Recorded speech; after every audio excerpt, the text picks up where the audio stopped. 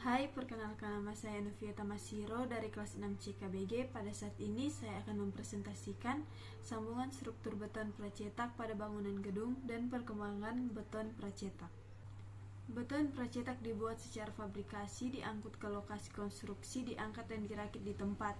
Keuntungan beton pracetak: yang pertama, peningkatan kecepatan konstruksi; kedua, kualitas yang tinggi dari komponen; ketiga, peningkatan durabilitas, pengurangan jumlah pekerjaan di lokasi; dan yang keempat yaitu pengurangan backcasting. Hal yang perlu diperhatikan dalam pemanfaatan beton pracetak: yang pertama, metode yang efisien dan efektif; yang kedua, kontrol kualitas dalam penyambungan komponen; yang ketiga, dipastikan alat angkat atau derek dalam erection atau install komponen beton pracetak yang berat; yang keempat, yaitu perlu ketelitian dalam proses perencanaan, fabrikasi, perakitan, dan erection. Sistem sambungan. Struktur bangunan beton pracetak terdiri dari beberapa tipe dasar sistem struktur. Sistem tersebut dapat dikombinasikan pada tipe yang berbeda untuk mendapatkan konsep struktur yang sesuai dan efektif yang memenuhi kebutuhan dari gedung. Secara khusus, sistem yang paling umum adalah: yang pertama, sistem balok dan kolom; kedua, sistem lantai dan atap; ketiga, sistem dinding geser; keempat, sistem V-days.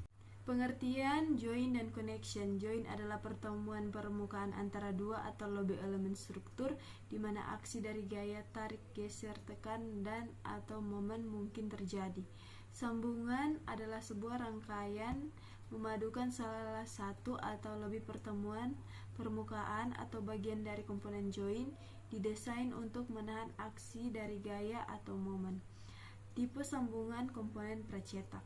Sambungan pada elemen pracetak dapat direncanakan dalam dua kategori, yaitu: yang pertama, sambungan kuat strong connection bila leher lentur direncanakan terjadi di luar sambungan; yang kedua, sambungan ductile bila leher lentur diharapkan terjadi pada daerah sambungan; yang ketiga, konstruksi rangka penahan momen yang menggabungkan komponen beton pracetak terbagi dalam dua kategori besar, yaitu sistem monolitik ekuivalen dan sistem join. Praktek konstruksi beton pracetak. Praktek komponen konstruksi beton pracetak sudah dimulai dari abad ke-19 seperti di Kanada pada tahun 1950, Meksiko 1950,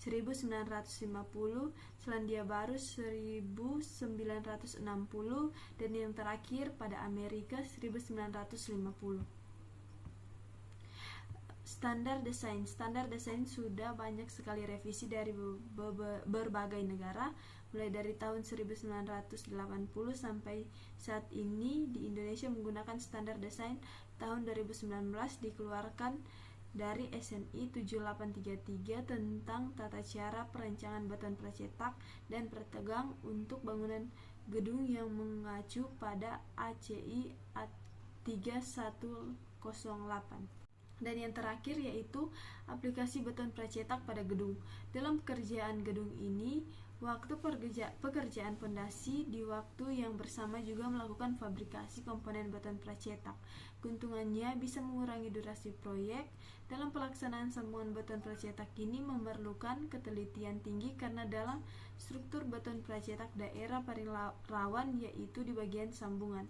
Pemasangan sambungan pracetak dilakukan injeksi, yaitu memasukkan campuran beton ke dalam lubang dengan tekanan hingga terisi penuh.